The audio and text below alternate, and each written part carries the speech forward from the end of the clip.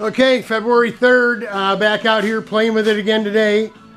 Went ahead and painted everything up and got the pedals back on. We moved our heel stop forward quite a bit, about half an inch, maybe 5/8, and then rotated our pedals forward. And we knew that's going to give us an issue with this nose, right? That's why we had to move the nose out. And I think I'm gonna have to sit in it. I'm gonna have to get Rich back over here. Richie, you're gonna have to come back over and help me get this thing on the ground. And sit in it with this thing held in place, you know, and find out. I mean, because what I did is I took a shoe. Well, I'll show you. I took a shoe and I put a shoe in here, right, with the and it's the fairing. It doesn't fit under the fairing. You literally got to be like this, and that's not going to work. So, and we know the racing shoes are literally the same size as your feet, your bare feet, basically. So if you can get in here with no shoes on, and that's how I always do it anyway, because I wear the racing shoes, is get in and get things comfortable with your stocking feet. And then it'll be okay with your racing shoes on. We're still waiting for our Mondo parts to get here, so we got to angle the steering wheel with the hub, and that's going to dictate what we're going to do with this fairing. I'm hoping we don't have to move everything all the way back, but I moved them forward a good almost an inch. I mean they moved forward quite a bit. That would have been right on the bumper before. We took 2 inches out. We added 2 inches, right? So if you say to here, about there, right? Yeah, we're right into the bumper. So maybe I got to get it on the ground and just see what I can deal with as to being closer to me.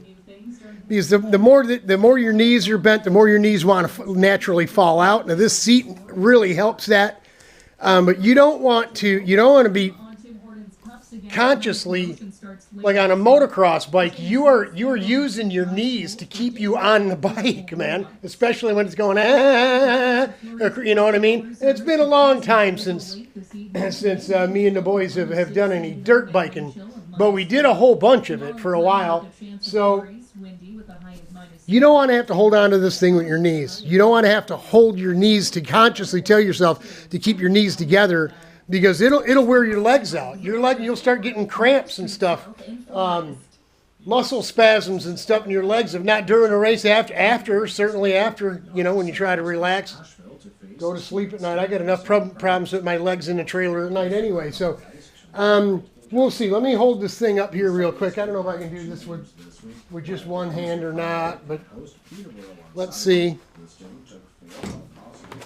I kind of marked it a little bit center, just getting an idea. Until we get the hub that's going to go on here, we really don't know what we're doing. That steering wheel is the top of the steering wheel here is going to move backwards quite a bit because we're going to stand it up. And it's probably, when you stand it up, it's going to get taller as well. So, come on. This plastic is slippery. Let's see if we can get it lined halfway lined up here where we had it. About there. That's real close. Now you see what we got going on here. Let me make sure we got it straight here. You see what we got going on with those pedals. You can't have your feet much higher than that, and you're going to be hitting the underside of this thing.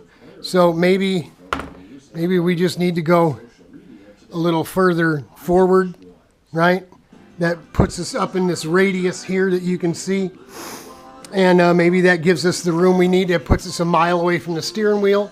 It also puts the steering fairing up in the air quite a bit.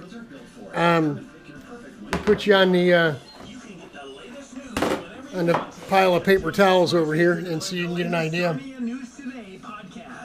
So if we put it way forward like we were doing, right, to give us room for our feet and get us into this radius here. Can we move it down? Can we force it down? Can we warm this thing up and move it? That's another thing, is the nose isn't sitting real tight. I had changed these black clamp mounts that bolt on. I had them because they're angled, so you can, like I said, you can change the attitude of the nose. And as it looks now, it looks like the nose is tilted down. The back of it looks like it's kicked up. I mean, you'd think this bit here would be lower, you know? But if you look at the nose, it's flat here, and the whole thing kicks up out here. I put a straight edge underneath that floor pan, and the nose is just about half an inch lower than the surface of the floor pan.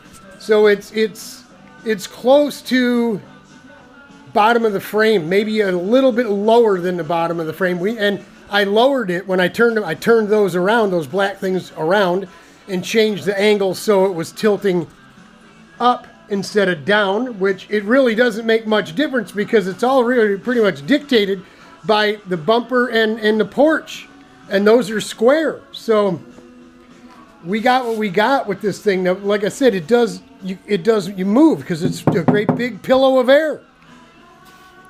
So we can tweak it like this and keep it there with the steering fairing in place, you know. I don't know, man. CIK, the laydown stuff was never like this, you know. You never have any issue. Everything's solid. But there you go. That's what I'm dealing with this afternoon.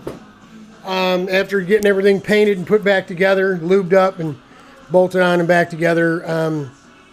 We're not super crazy about what we're seeing, but that's what happens when you put new stuff on an old go-kart. They just weren't made for this kind of stuff. These black pieces, the top is spacing from this surface out is tighter than the bottom. You can see it. There's a big gap there. And you can see this tubing is smaller than this tubing. So I think the modern stuff, this tube that we added on to simulate what's going on with the new cart, must be this size. And then this porch must be, on the new cart, must be this size. It's the opposite. So it's not, none of it is really happy. None of it's really digging any of this, man. So, maybe we bust out the arrow nose and get the arrow nose on here and see what it looks like. I mean, you know, at this point, I don't want it falling off, dragging it around, grinding a hole in it. I don't want it having trouble. On the arrow nose, these things are molded right on. They are a separate piece, but it's like they had little posts molded right into the nose that were molded with the nose, and this thing slides over those posts and then they're melted down like a rivet kind of thing. You know what I mean? It's weird. I'll have to show it to you in another video, but that's what I'm working on today. We readjusted everything, and without this stuff in the way, I bet it would be a lot more comfortable. I can just tell, because I wasn't real happy about how close those heel stops were to me. I wanted more room, but we didn't have it, right? I mean, the bumper literally would have been here. So yeah, we'd have had our foot outside the bodywork at this point. So that's it, folks. We're just plugging away. The water system, everything's good. Slept real well. Everything was good with that. So moving on. We got to get our Mondo parts here so we can get our steering wheel in place. We need to drill out yet and put that bigger piece of hardware in there and get that all in stone so it's not moving around anymore either. And then, you know, get busy finalizing this stuff here. And like I said, if this doesn't sit right, the arrow panel it literally goes between the pedals here, so it wouldn't be an issue at all. It wouldn't matter what you did with it.